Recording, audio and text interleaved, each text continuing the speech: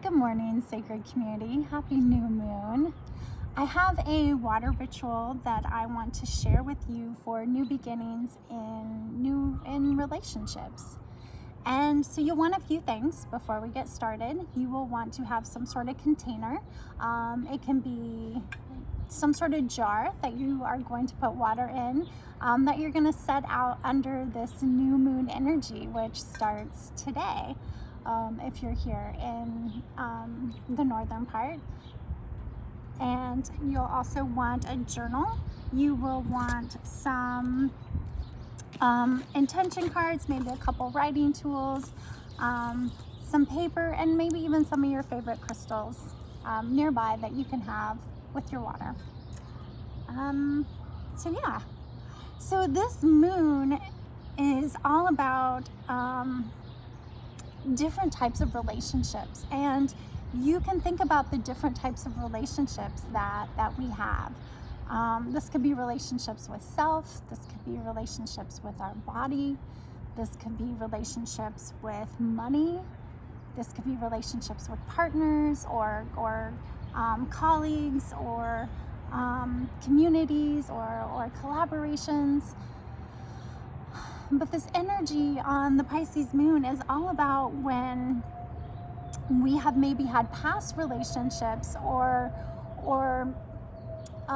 things that have caused us hurt or pain or unsatisfaction in these areas where we are maybe still, getting in our own way, or we are putting blocks or barriers up without knowing.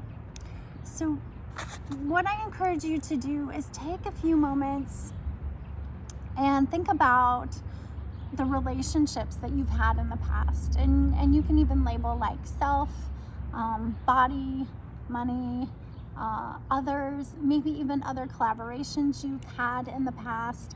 And think about anywhere where there's been loss, where there has been hurt, where there's been feelings of disappointment or rejection,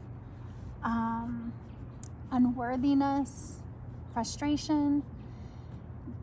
These feelings can block us from stepping into new relationships with our full, vibrant, bold, beautiful self and an authentic self and feeling assured, right? Feeling empowered. We can carry a lot of self-doubt when we've had hurt in the past with relationships that block us from moving into new ones. And trust, right? Trust, especially when it comes to our body, especially when if we've had loss with our body, if we've had felt like our body has let us down, or we've had pain or discomfort. If it's been collaborations where maybe it wasn't a nurturing environment, where maybe we felt where we were, our views were not supported, or we felt maybe abandoned, or our ideas were rejected. So really just feel into a moment of what those were, and you can write this down. So I encourage you to have your journal and write down like a goodbye letter. So you're writing a letter, and you can do this as like a whole, or you can do each individual, but you'll know, just let your intuition guide you of what relationships are coming to the surface. And it might be, what will guide you there is what you're wanting to create now. Maybe it's the relationships you have presently. Maybe it's the relationships you want to have in the future. And that could be how you want to feel. So as you write almost a goodbye, it's a goodbye letter to these past feelings, to these past relationships, because they are taking up space. They take up space if we have not shed them, if we have not let them go. It's kind of like spring. It's kind of like coming into spring, where we have to release and let go so there is room for new growth to come in. And so these might be the blocks. These might be where we get in our own way. when we're wanting to bring in or call in these new creations, when we're wanting to bring in these new creations with relationship, with partnership, with money, with collaborations. So just take a moment, take some inventory, what those are, write out your letter, write out that, just noticing, maybe even where there have been those woundings, and allow that to just have some space to move out. Because when we create intention around what we're thinking, what we're writing, what we're moving out, it channels that energy. So you really are allowing that to have a different place to go besides holding it. So with intention, write that out. Write out how that made you feel, and know that it's important to honor. It's important to honor the past and know that it all served a purpose. It all served a purpose. So you can thank it. You can thank it. You can say, thank you, I love you. Maybe there's some forgiveness in there too. I forgive myself. The humanness. We're forgiving the humanness of other people, of where they're at, and the forgiveness within ourselves, of where we were at, where the blocks are at. So that's a really important part of the ritual. So allowing that to move out onto paper, and then you can take your paper, and we're gonna just let it go. Let it go. You can rip it, you can shred it, you can burn it if you have a fire-safe bowl, a place for it to go, and then you can make sure that it transforms. We're letting it go so that our new space, what we're going to do with our water, is going to be bringing in those new intentions. So I want you to there's a hawk flying above. It's really beautiful right now. It's a good sign. What we're going to be doing now is just bringing in, envisioning in how you want those relationships to go now. How do you want those to be? How do you want your relationship to be with money? How do you want your relationship to be with other people in your community? How do you want your relationship to be with your collaborations? How do you want your relationship to be with yourself? With yourself, because it all starts within. So envision, this is where we get to dream into what we want to call in. This is what this new moon energy is all about, this new moon in Pisces, that allows us to just hold a creative and gentle place with shifting and letting go.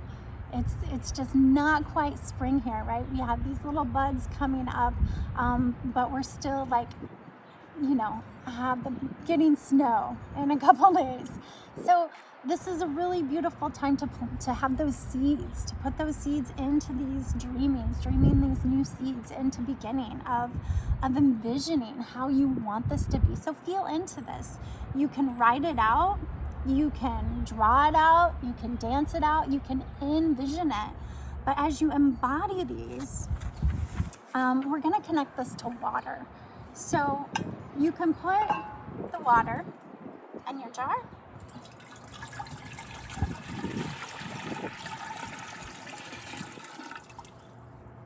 And you can fill it up as far as you want to. And then as you're writing out what your intention is, what you want to call in, what you want to bring in for this new moon, you can always set what it is that you want underneath it. So you might write it on cards, you might write it on intention cards, and you can even tape it on to your water jar, or you can write it out and you can put it underneath.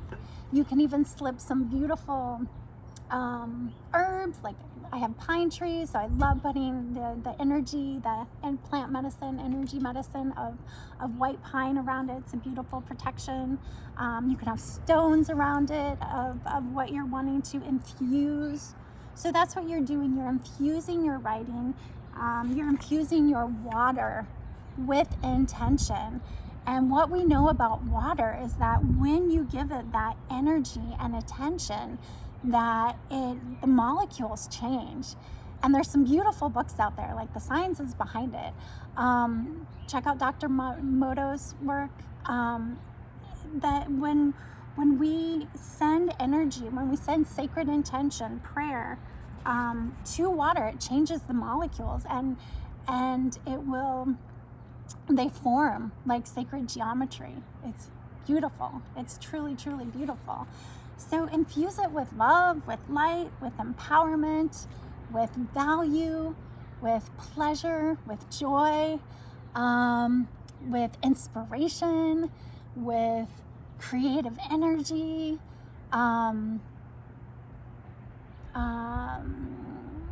just anything that you want to bring in to relationships. And our relationships, if you want to pick one, it really will just kind of ripple out into the others. So don't worry if you're like, oh, I don't know which one to pick. It will ripple out into the others. So allow it to have some space. Set your new intention with your water. You can even write directly on your jar. If you have some markers that write on glass, like window markers, or you can tape on the words onto your water, or you can just stick them underneath. I've also used oracle cards or inspiration cards that have the words on it that I'd like to infuse my water with, and put that under there. So you can set this out somewhere outside where the new moon can soak it in. I also like it with the sun too, so you can get that sun and moon energy. But just for 2 to 3 days if you want to, and then dip out of it. Or if you can't put it outside or don't have a place outside, you can put it just inside your window, right next to a window where it can get the light. But the whole idea is that you're creating sacred intention. You're creating sacred intention with what you're releasing, and you're creating sacred intention with what you are calling in, what you are dreaming in, what you are planting seeds for this next moon cycle. And that brings us up to the equinox. And when we connect into the spring equinox, there's a lot of great things happening in the Lit From Within community. So stay connected. We are going to be starting up with spring and starting to come back awake. I've had a few months where I've just wanted to be more within, spending a few more months not as present on social media, but just trying to be more present within, to hear below the noise of things that are going on, of everything that's going on. I feel like we're just being called to go within, especially if there's challenges or conflicts of information everywhere, to really hear our own inner truth. So allowing yourself that grace to do that is completely okay. And you may be feeling the same way, where you've been distancing yourself more from social media, and that's okay. But the energy is coming back, and the clarity is coming back. And so I will be starting up my Light Body Warrior course, and I'm so excited for this. And this is the only time it's going to be offered this year, because it goes with a year-long program.